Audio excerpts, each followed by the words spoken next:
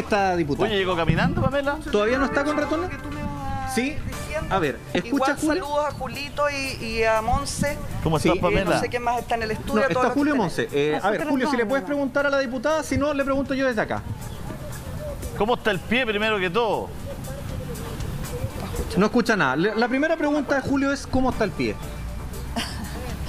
No importa nada, el pie mañana es la madre de las batallas, así que el pie, incluso sin pie, voy a estar aquí eso está bueno. rogando, suplicando, seduciendo, conversando con todos los parlamentarios como lo he hecho durante las 2 últimas semanas desde que comenzamos a tramitar este proyecto en la Comisión de Constitución. Diputada, ¿cómo ve usted que va a estar la votación para mañana? Tomando en cuenta, recuerdo cuando usted votó una intervención que usted hizo la semana pasada referente a la presencia de los ministros acá. ¿Cómo ve usted que va a estar el escenario, la jornada de mañana y con todo el ambiente por cómo está?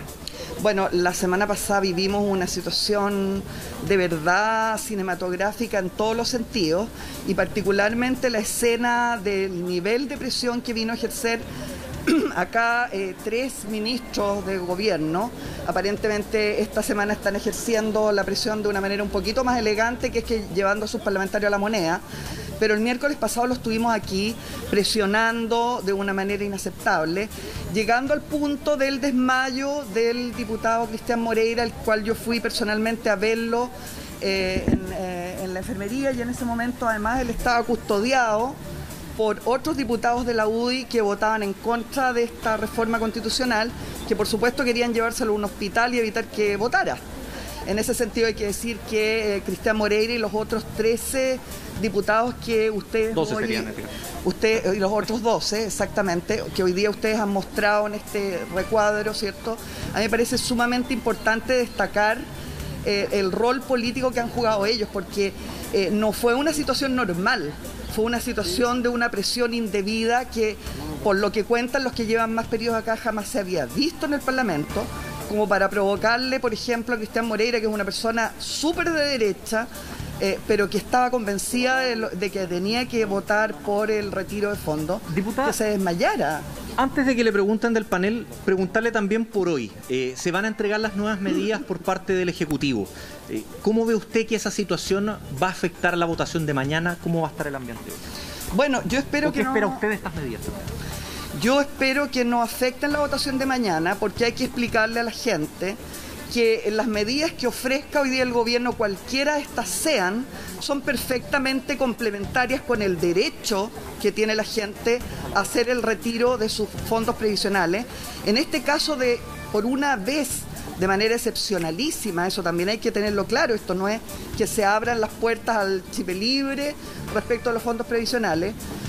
Se trata de una reforma constitucional transitoria, por una vez, dada la situación horrorosa que estamos enfrentando, que seguramente no la volveremos a vivir en los próximos 100 años, y además con un tope máximo de 150 UF y un piso mínimo de 35 UF. O sea, tampoco es que la gente va a ir y va a poder sacar todo lo que tiene. Entonces a mí me parece que esto de enfrentar de la manera alaraca en que lo ha hecho el presidente Larroulet, y digo presidente Larroulet sin equivocarme, porque efectivamente es el presidente y tenemos un vocero, que es Piñera, que es el que hoy día va a anunciar a nombre del presidente Larroulet las medidas estas. El gobierno no tiene ninguna posibilidad de superar lo que significa la posibilidad de sacar el 10% de los ahorros previsionales. Pudo hacerlo el gobierno, ha tenido 110 y más días para poder hacerlo y no lo ha hecho. La única manera de poder equiparar sería que ofrecieran hoy una transferencia directa a los bolsillos de la gente, no más papelitos, no más tener que ir a buscar burocracia, ¿cierto? La gente no puede estar confinada. La única manera sería que ofrecieran alrededor de 800.000 pesos mínimo por familia. Y eso no lo han querido hacer, han tenido todas las posibilidades de hacerlo. Y aunque lo hicieran, que lo dudo tremendamente, ¿diputada? Porque no lo quieren hacer. ¿Sí? Sí, diputada. Cuando usted pide, por ejemplo, una transferencia directa de 800.000 pesos por familia, ¿qué le puede decir a la gente que a través del IFE recibe 400.000 pesos por familia? Acá hay un tema justamente de proporcionalidad y de justicia. ¿Por qué el Estado o el gobierno le va a dar más transferencia directa a los que más tienen, aunque hoy día están sin ningún ingreso, que a los que menos tienen? ¿Cómo se soluciona ese tema?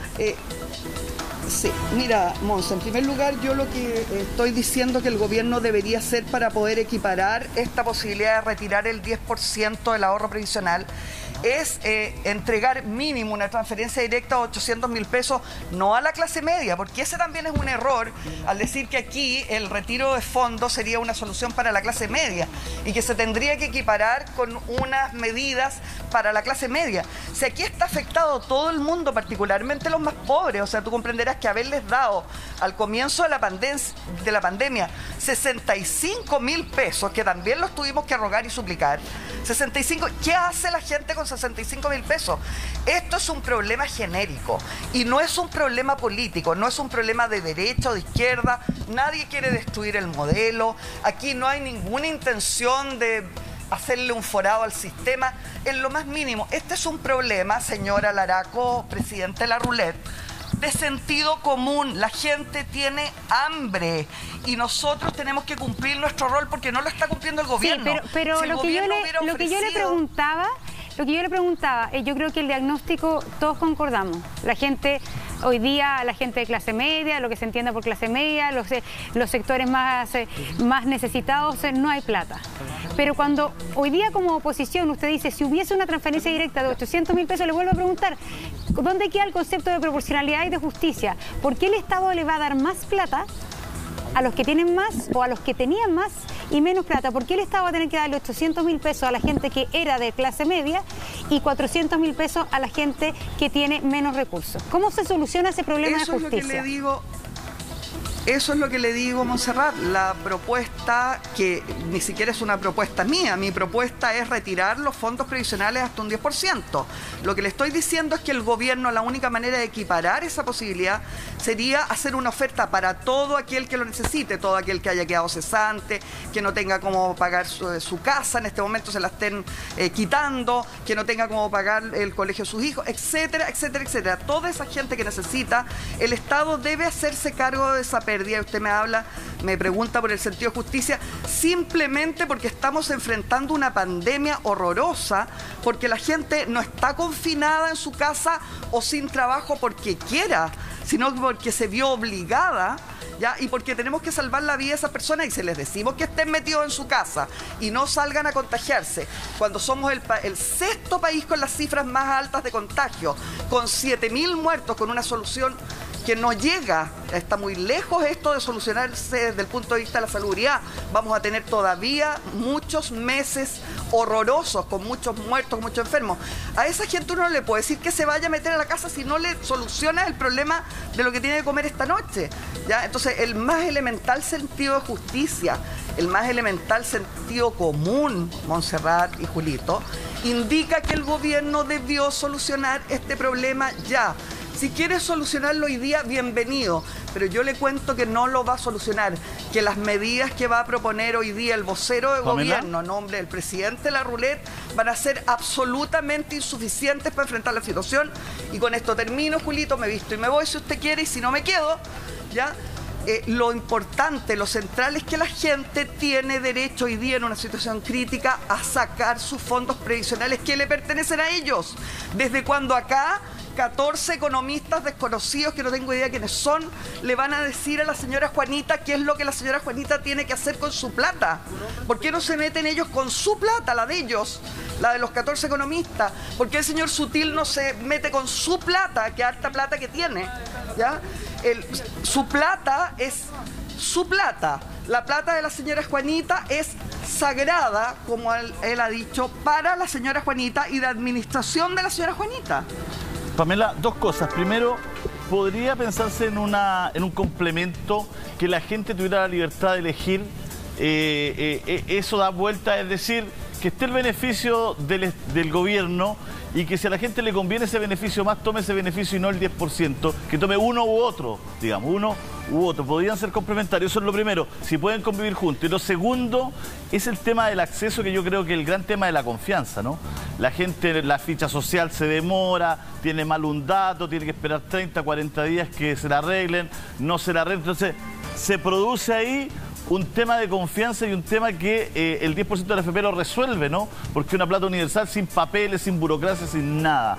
¿Cómo ves tú lo del acceso y cómo ves tú lo del complemento de las medidas?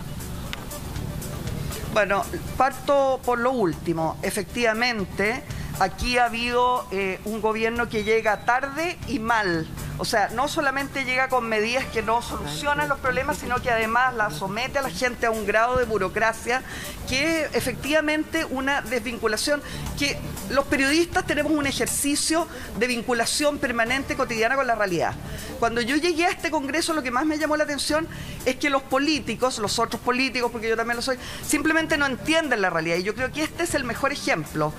¿Cómo no va a entender un político, que han dicho que no sabían que en Chile había hacinamiento ni pobreza? Bueno, ¿cómo no va a entender un político que tú no puedes someter a una persona en una pandemia a tener que juntar papelitos increíbles para lograr que tal vez, alguna vez, le den 65.000 pesos? O sea, pero sí que es una cuestión de perogrullo, es realmente demencial la forma en que el gobierno ha enfrentado esto. Entonces, por supuesto que hay un problema gravísimo de confianza y por supuesto que la gente siente que esta solución del 10% del retiro de su ahorro previsional que le pertenece es una solución súper concreta, clara, precisa y no este enredo burocrático en que nos ha metido el gobierno. Respecto a lo primero que me pregunta, Julito, efectivamente hubo una indicación así de concreto del diputado Eduardo Durán, uno de los 13 héroes de la derecha democrática que aprobaron en general esta reforma constitucional la semana pasada.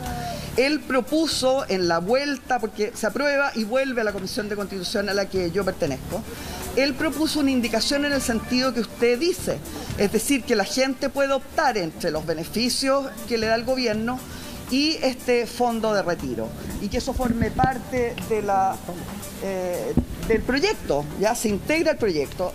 Yo lo voté a favor, sin embargo esta indicación no pasó, y no pasó por una razón técnica un poco latera, pero se la explico en breve, que es que hoy día no está calificado, no está titulado desde el punto de vista